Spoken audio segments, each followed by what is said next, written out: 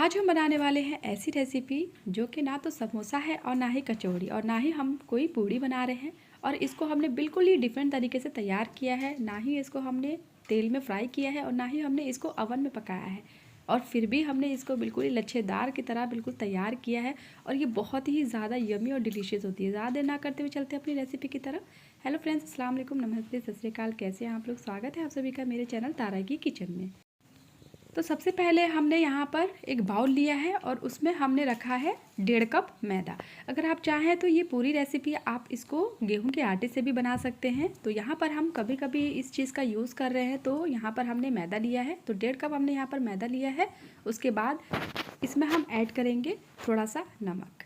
तो नमक अपने टेस्ट के अकॉर्डिंग आप इसमें ऐड कर सकते हैं। जितना आपका टेस्ट है, जितना आपको खाना पसंद है, उस हिसाब से आप इसमें नमक ऐड कर सकते हैं। बहुत ज़्यादा नमक हमें इसमें ऐड नहीं करना है। उसके बाद हम इसमें घी, रिफाइंड ऑयल या फिर बटर, जो भी आपके पास अवेलेबल हो वो आप इसमें ऐड कर लें। तो मैंने यहाँ पर 1.5 कप में 3 छोटे चम्मच ऐड किया है रिफाइंड ऑयल। उसके बाद हल्का हल्का पानी दे करके इसका एक बढ़िया हम डो तैयार कर लेंगे। डो तैयार करने से पहले हमें इस बात का ध्यान रखना है कि डो लगाने के समय में इन चीज़ों का ध्यान रखना है। बहुत ज़्यादा हमें टाइट डो या फिर बहुत ज़्यादा हमें मुलायम डो इसका नहीं बनाना है। उसके बाद थोड़ा सा हमें मिलाते हुए इसको रेस्ट के लिए रख देना है। यहाँ पर हम अपनी फिलिंग्स तैयार कर लेते हैं। तो यहाँ पर हमने बॉयल मटर लिया है। मटर हमने यहाँ पर 1/2 कप लिया है, ज़रा सा मटर लिया है। उसके बाद इसको बॉईल करके इसको हाथ की मदद से हम इसको मैश कर लेंगे। बहुत ज़्यादा हमें मैश नहीं करना है, इसको थोड़ा बहुत साबुत भी रखना है। उसके बाद हमने यहाँ पर बड़े साइज़ का आलू जिसको हमने बॉईल कर लिया था, उसको भी हाथ की मदद से हम इसको मैश कर लेंगे। उसके बाद हम यहाँ पर मटर जो हमने मैश किया हुआ था वो है इसके साथ हम मिक्स कर देंगे। उसके बाद हमने छोटे साइज़ का प्याज लिया था, उसको बिल्कुल ही बारीक बारीक हमने चॉप कर लिया था, वो हम इसमें ऐड कर लेंगे। एक बड़ी साइज़ का हमने मिर्च जिसको बारीक बारीक बिल्कुल चॉप कर लिया था, वो भी हम इसमें ऐड कर लेंगे। थोड़ा सा धनिया पत्ता हमने बारीक चॉप कर रखा था, वो भी हम इसमें ऐड कर लेंगे। थोड़ा सा नमक ऐड करेंगे। और उसके बाद हमने 1/2 चम्मच से भी थोड़ा सा कम हमने काली मिर्च पाउडर इसमें ऐड किया है। और आधा चम्मच हमने यहाँ पर ऐड किया है अमचूर पाउडर। उसके बाद हाथ की मदद से या चम्मच की मदद से या फिर आपको जिससे ठीक लगे उसकी मदद से आप इसको मिक्स कर लीजिएगा। उसके बाद इसको साइड में रख देते हैं। उसके बाद हम अब चले आते हैं अपने डो की तरफ। तो यहाँ पर डो जो है काफ़ी अच्छी तरीके से सेट हो चुका था। तो उसके बाद हाथ की मदद से मिलाते हुए हम काउंटर पर रख लेंगे और उसके बाद हम इसका पेड़ा तैयार कर लेंगे। तो यहाँ पर हमने 4 पेड़ा तैयार किया है। उसके बाद 3 को हमने साइड में रख करके एक पेड़ा हमने ले लिया है। उसके बाद हमने सूखे आटे को डस्ट करके उसके बाद हम यहाँ पर रोटी की तरह हम बेल लेंगे। तो हमें पहले तो रोटी की तरह हमें बेल करके चारों को तैयार कर लेना है। तो यहाँ पर आप देख सकते हैं मैंने एक जो है बेल करके मोटे साइज़ का बेल करके हमने यहाँ पर प्लेट में रख करके और उसके बाद हमने सूखे आटे से इसको डस्ट करके तैयार करके रख दिया है। उसके बाद चारों को हम इसी तरीके से हम बेल करके एक दूसरे के ऊपर में रखते चले जाएंगे। तो यहाँ पर आप देख सकते हैं काफ़ी अच्छी तरीके से जो है वो सेट हो चुका था हमारा आटा, जिसकी वजह से आप जितनी भी पतली आप लेयर की इसको बनाना चाहें उतनी पतली लेयर की आप इसको बना करके तैयार कर सकते हैं। तो यहाँ पर आप देख सकते हैं काफ़ी अच्छी तरीके से हमने चारों को बेल करके एक दूसरे के ऊपर में डस्ट करके सूखे आटे से हमने तैयार करके रख दिया था। तो यहाँ पर चारों जो है तैयार हो चुका है। तो एक हम रोटी जो है यानी जो हम बेल रखे थे तो एक हम ले लेंगे। उसके बाद उसको हम एक दूसरे के ऊपर में डस्ट करके आटे से रख देंगे ताकि वो चिपके ना। जब हम सबको बेल करके तैयार कर लेंगे तो एक तीनों को हम साइड करके एक हम ले लेंगे और उसको बिल्कुल ही हम रुमाली रोटी जिस तरीके से हम बनाते हैं ठीक उसी तरीके से उसको हम एक बेल लेंगे। तो यहाँ पर आप देख सकते हैं काफ़ी पतली लेयर की जो है हमें यहाँ पर तैयार करनी है। जितनी पतली हो सके उतनी पतली लेयर की हम इसको तैयार करके हम आटे से हल्का हल्का सा आटा लेंगे, सूखा आटा। उसके बाद उसको डस्ट करके हम उसको तैयार करके एक रुमाली रोटी की तरह फोल्ड करके उसको एक हम साइड करके रख देंगे, जैसा कि आप देख सकते हैं। तो यहाँ पर हमने चारों को इस तरीके से बेल करके तैयार कर लिया था। तो उसी तरीके से सेम प्रोसेस हम करेंगे।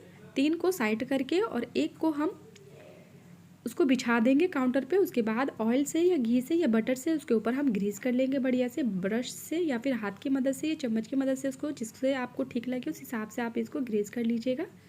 उसके बाद एक और जो है जो हमने बेल के तैयार कर रखा था उसके ऊपर में हम इसको रख करके सेट कर लेंगे। अगर कोई चपाती यानी कोई रोटी अगर आपकी छोटी पड़ रही है तो उसको आप खींच करके बराबर करके उसको सेट कर लीजिएगा। उससे कोई दिक्कत नहीं है, ये टूटेगी नहीं और ना ही कहीं से कट होगी, क्योंकि काफ़ी अच्छी तरीके से जो है ये लचीले डो में जो है शामिल हो चुकी थी। काफ़ी बढ़िया जो है आप जितना इसको खींचना चाहे उतनी आप खींच करके इसको बराबर कर सकते हैं। उसके बाद हम सभी को सेम प्रोसेस जो है वो करके तैयार कर लेंगे। चारों को एक दूसरे के ऊपर में ऑयल से या बटर से या फिर आप घी से ग्रेस करके उसको आटे से थोड़ा सा हम डस्ट कर देंगे, सूखे आटे से। उसके बाद आप जैसे कि देख सकते हैं हम हाथ की मदद से उसको रोल कर लेंगे और हाथ की मदद से ही हम उसको थोड़ा सा रोल करते हुए फैला लेंगे ताकि जो है वो अच्छी तरीके से सेट हो जाए। तो यहाँ पर आप जैसे कि देख सकते हैं। फिर उसके बाद हम चाकू की मदद से या फिर आप धागे की मदद से इसको आप कट कर सकते हैं। तो यहाँ पर मैंने कोई मेजरमेंट के हिसाब से नहीं किया, फिर भी बराबर अगर आप चाहें तो एक कट करके उसको साइड में रख करके और बराबर आप इसको मेजरमेंट के हिसाब से आप इसको कट कर सकते हैं।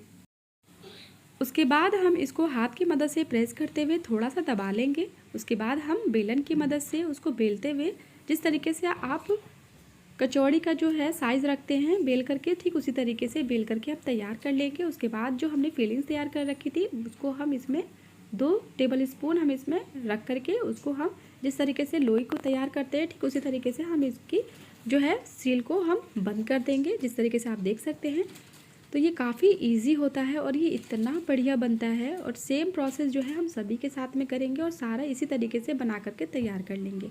तो आप देख सकते हैं कितना बढ़िया जो है ये तैयार हुआ है। देखने में भी ये बहुत खूबसूरत लगता है और बिल्कुल ही लेयर टू लेयर बाय जो है ये तैयार होता है और ये बिल्कुल ही लच्छेदार की तरह जो है ये बन करके तैयार होता है। अगर आप चाहें तो इसको आप फ्राई भी कर सकते हैं या फिर ओवन में भी बेक कर सकते हैं। आपको जिस तरीके से ठीक लगे आप उस तरीके से आप इसको तैयार कर सकते हैं।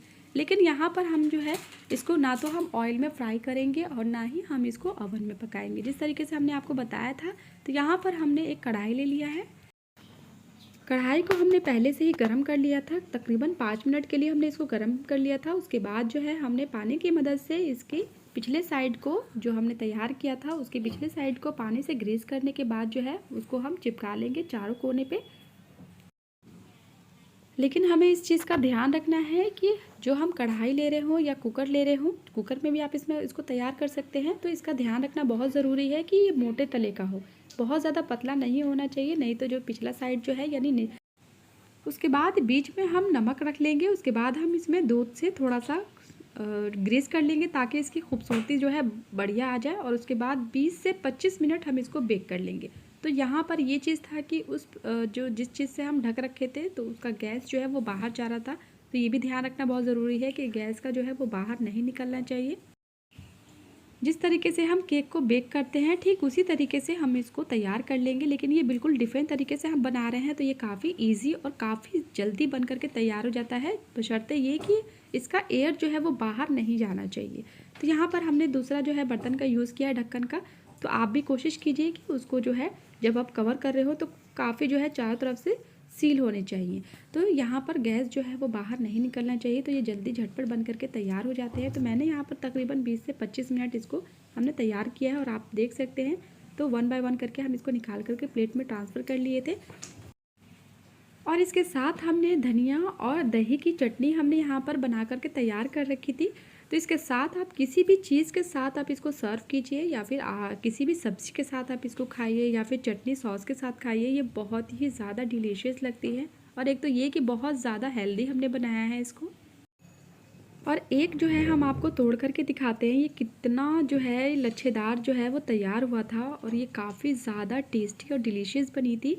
तो इसको जो है आप किसी भी चीज़ के साथ सर्व कीजिए, बहुत ही ज़्यादा यमी बनता है। इसके अंदर की फीलिंग्स भी बहुत ही ज़बरदस्त बनी थी। अगर आप चाहें तो इसको ऑयल में भी आप इसको फ्राई करके तैयार कर सकते हैं, लेकिन ये सिंपल तरीके से भी बहुत ही ज़्यादा यमी और डिलीशियस बनी थी।